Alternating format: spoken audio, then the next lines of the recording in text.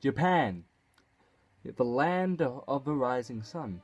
Or is it the land of the setting sun?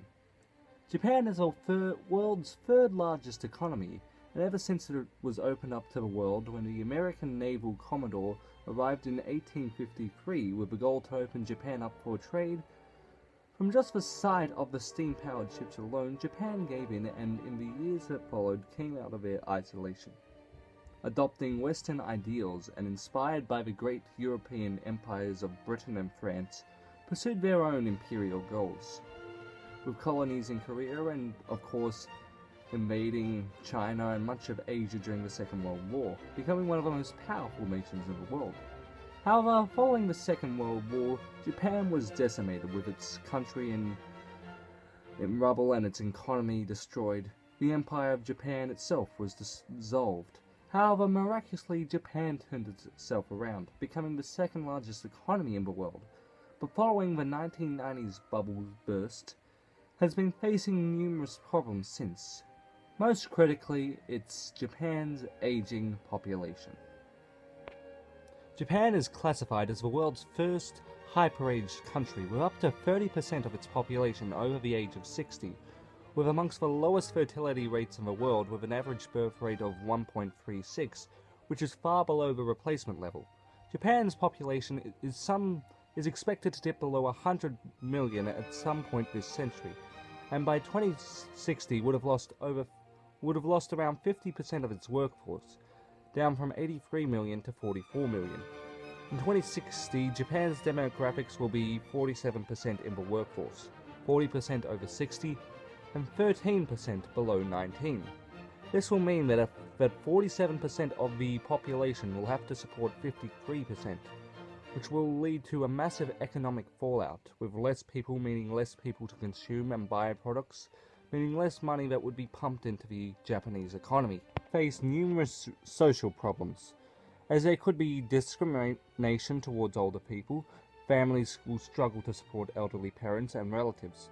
Furthermore, this could create a growing gap between the younger and older generations of Japan, with intergenerational conflict in Japan a real possibility, as Japan's older people will take up a larger voting proportion, which will cause the government to spend more money on the elderly rather than the younger generations.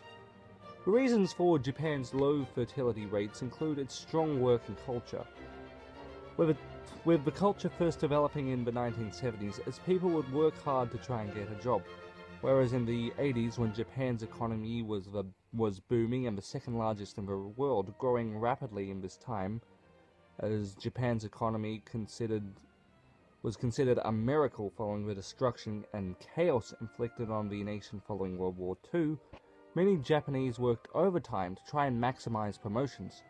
Whereas in the 90s, when the bubble burst in the Japanese economy, many Japanese worked hard to keep their jobs.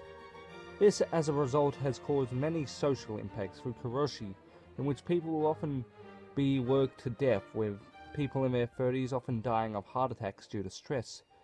Furthermore, because of this strong working culture, Japanese people have less time to raise families and have children, with women in the workforce who do not wanting to have children as they could lose their job, and part-time work isn't really an option, as well as the fact that men play a limited role in childcaring.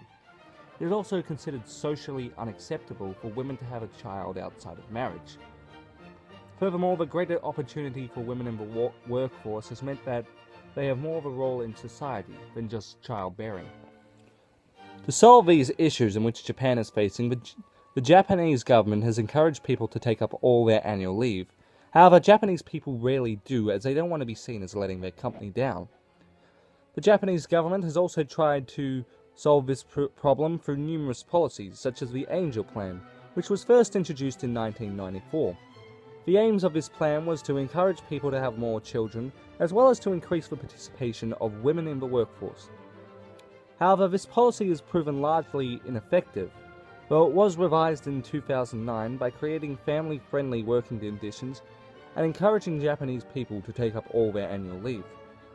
But this has proven largely ineffective, as Japan reached peak population in 2010 at 120 million, with the population having since dropped to 126 million.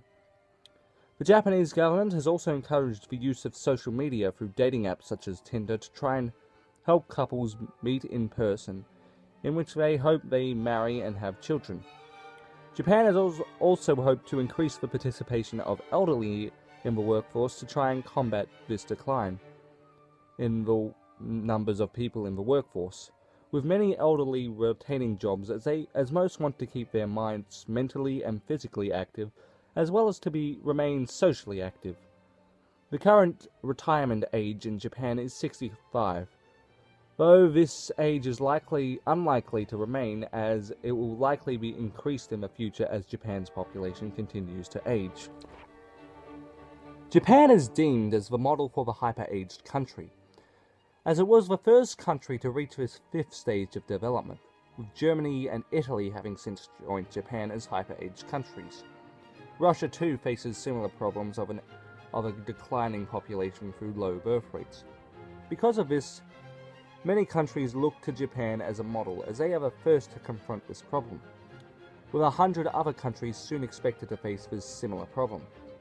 Japan, as a result, has invested heavily in robotics, with robots expected to help in medical procedures, serving the mundane tasks as the amount of people to look after the increasingly amount of elderly people decreases. Robotics is a good investment for Japan, as it could lead to Japan shipping out the technologies that they have created to other nations which will face this similar problem. Japan, however, lacks aged care facilities, with Tokyo, Nagoya, and Osaka all lacking these facilities. Tokyo currently has 400 aged care facilities. It will require 1,800.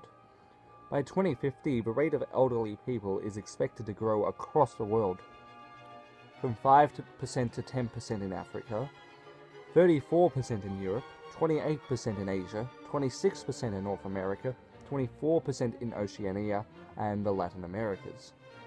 Most of the developed world faces the problems of low birth rates, with much of Western Europe and declining populations in the former Soviet Union. Migration has also been deemed as a possible way of dealing with Japan's shrinking population, with the amount of foreign-born workers in Japan growing by 5.9% in the past 5 years. However, migration is unlikely to work, as most Japanese believe Japan has a unique culture that would be eroded away by any form of multiculturalism. Overall, Japan has many issues that they will be facing with the aging population, and they will be seen as a model for the years to come, as many other countries soon reach this stage of development. And what Japan does will be heavily monitored and viewed by other countries, with their policies perhaps being implemented by these other nations. Thank you guys, and if you enjoyed this, don't forget to subscribe, like, and comment for more.